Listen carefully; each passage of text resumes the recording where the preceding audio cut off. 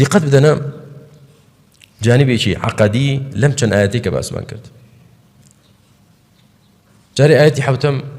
پروردگار چی فرمو إذ قال موسى دعاء فرموي آياتي هشتم نودية يعني چی نودية بانكرا موسى بانكرا آية بانكرا جوي لبانك بو جوي لو بانكر نبو يا جوي لنبو چون بانكرا بانك بكري جوي لنبي كاتا بانك نيا باش جوي لبو دواتر پروردگار فرموي من أو پرستراوما كحكيمة وعزيزة موسى جوي لبو بالا ديسان دواتر في فرمو وألقي عصاك داركت فريدة موسى جوي لمجبو بالا كجوي لنبوات شو فريدة دواي يا موسى لا تخف بانجي كر أي موسى ما ترسى موسى جوي لبو بالا أما بلقي لسرشي ككلامي خواي پروردگار صوته وحرفه أنا كلامي خواي پروردگار أونيك أشعري كانوا ما تريد يكان ديلين أونيك أو دو عقيدة قمراية ديلين الله دو عقيدة قمراية باوري وايك العقيدة ما تريدي بالعقيدة أشعري ك پروردگار صفتي كلامي هي قصة كردن بلام قصة إخوان نابيستره يا الله أي شون قصة هي ناج بيستره أي إسلام موسى مشتاني بيست ني بيست نودية قال وألقي عصاك أي أم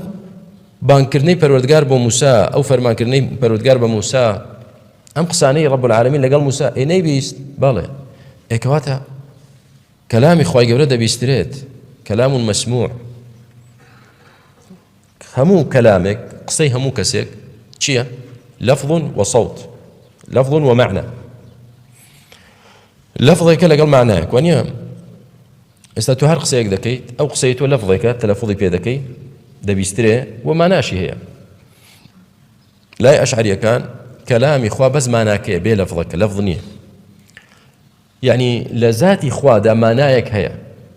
إيه أي أو معناك شون در بردرا بردرا شون در يبري شون بمسايود دلنا خو خواي جورا قصي نكردو قصكي بيسترا بي لفظنية أي شون وايل مساقيانت دلا وايل مساقيانت شي وايل مساقيانت إيه موسى دنگكي بيستو پروردگار قصي لقال كردو وكلم الله موسى تكليما پروردگار لقال موسى قصي كرد بقصة كردن قصة كردني اعتيادي هو تدي بيستيت ويا كلامي خواي پروردگار اويا كا بيستراو ده بيستريتو موسى بيستي و پروردگار قصي لقال كرد وجبريل لا پروردگار قصة ده بيستي ويا ام قرآن كلامي خوا لفظك شي ما ناكشي كشي أشعري كان دلان أم لفظاني كإست على بردست معنا هيتشي كلام إخوانية هم عبارة لكلام إخوان أشعري كان دلان هيتشي كلام إخواني هم عبارة لكلام إخوان يعني شو العبارة لكلام إخوان ما نمونا يكتبوا بينهم يعني بونا منا بابلا من دادني شم أوا دستن با لا يشخوم قرتوا أوا دموشاي خوم تكداوا استايتشي لطلبة كان بوا أنت دلكاك ما مستعد يارا نخوشة بطاقته درزني هلسن برون أما قصي من بوكردي يا أما التعبير لحالي من تعبير لحالي من وانيا من هيك قسمنا كدو هيك تعبير لحالي من شي واي بي ويست كركا يجي لأيوة هلسة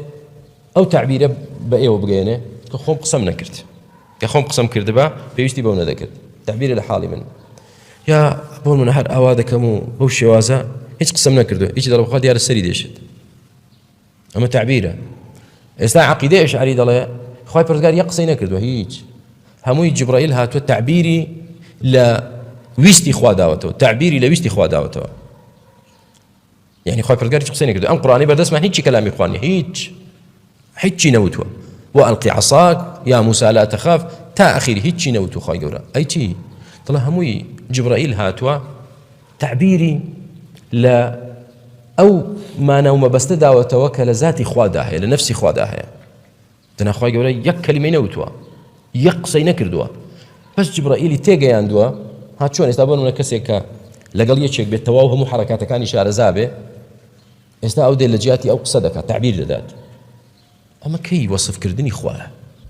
برد قال خوي ناتو أنا قصفك موسى جبريل ديت تعبيري بولد ذاته قال بلا جبريل توراتي هنا بو موسى بعبراني و تعبيرك لا جبريل أم قصاني شي إخوانية إنجيلي بو عيسى هنا بسرياني تعبيرك جبريل قرآني بو محمد هنا بعربي تعبيرك هو جبريل هيك إخوانية خواجي رخصينا كردوا أي شون دلن أم قرآني لبردس منها هم عبارتها تعبير لويستي إخوة لناخي إخوة تعبيره أما أخوة خوي وتبيتين يوتوا أما عقيدة إشعرية أي بو نالن أو عقيدة كمانا بوشي الأخوانات ترسن شواشة كاريدة كانوا بخدرا عقيدة أهل سنة وجماعة حاش أهل سنة وجماعة شي